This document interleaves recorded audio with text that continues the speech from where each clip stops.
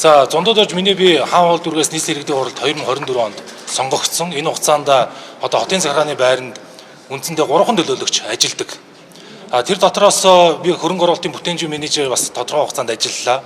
За энэ дотор бол маш олон төлөөлөгчийн мэддэггүй, ард түмний ерөөсөө мэддэггүй, иргэдийн эрх ашигыг ностой зөрчдөг, аж ахуйн нэгж байгууллагуудыг дарамтлагдаг, шахдаг, эсвэлтгүйгээр одоо өөрт ашиг хонжоо олох зорилготойгоор одоо эрх бүхий албан тушаалтангууд байна. Тэрний тод жишээ бол Монгол Улсын одоо Улаанбаатар хотын гол мессүүдийн нэг улс төрийн томилгоогоор томилогддог.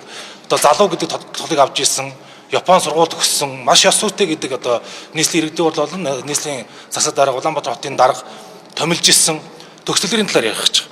За өнөөдөр бол Улаанбаатар хотод бүтээн байгуулалт хийнэ гэдэг бол хугацаатай. За нэг жилд дунджаар 1260 одоо гарын хэсэг зурдаг бүтээн байгуулалтын ажлын даалгавруудыг өгдөг байх жишээтэй.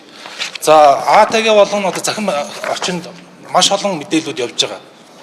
Нөхөртөө давуу байдал одоо зураг туршлын компанид нь 10% хуваарилж өгье, ашигын 10% авъя гэх жишээтэй.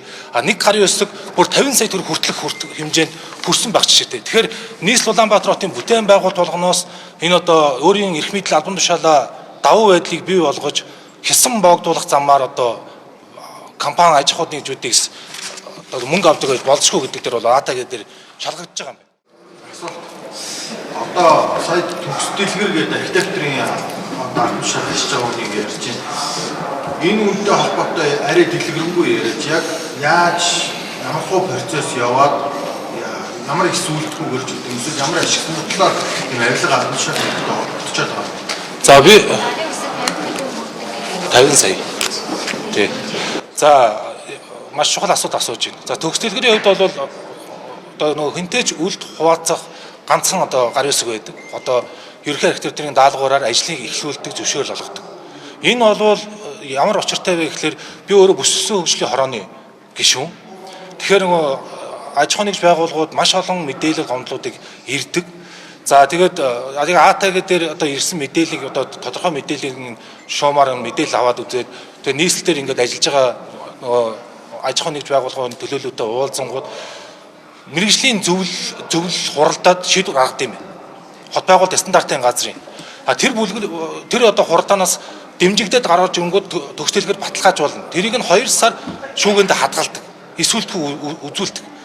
Ингээд нөгөө төрийн ажил биш энэ чинь хувийн бизнес банкнаас мөнгө авна, зээл авна, ажилчдын цалин хөлсийг тавина, нийгмийн даатгал төлнө гэдээ маш их хичээл ирдэг учраас 2 сар хүлээх үү 50 сая төгрөг өгөөд явах уу гэдэг нэг асуулт. Дээрээс нь тэр одоо аж ахуйн нэгж байгууллагууд нь өөрсдөө одоо нөгөө АТГ гэдэг юм уу хэвлэлийн явах юм бол хотын захиргаан дээр шууд бойкотод ордог. Яасын хил хамтын асуудал үүсдэг. Өнөөдөр Монгол улсын нутаг дэвсгүүдээр үүсэж байгаа авилгад ашигласан нуулын тухай хуулийн дээр нэг заалт байдаг.